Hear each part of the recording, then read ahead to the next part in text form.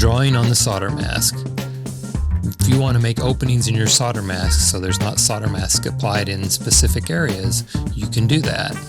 To do that, you want to go to Colors and Visibility at the top, and you'll want to select your solder masks to view it, and then you will want to select the rectangle tool, or you can also select polygon, arc, or ellipse, whatever shape you want to make for your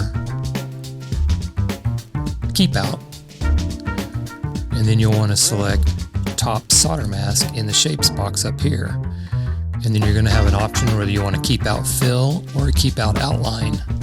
A keep out fill will create an opening like this, and a keep out outline will create an outline, which it changed that one to an outline because it was selected. But you will have these two options for creating keep outs on your solder mask.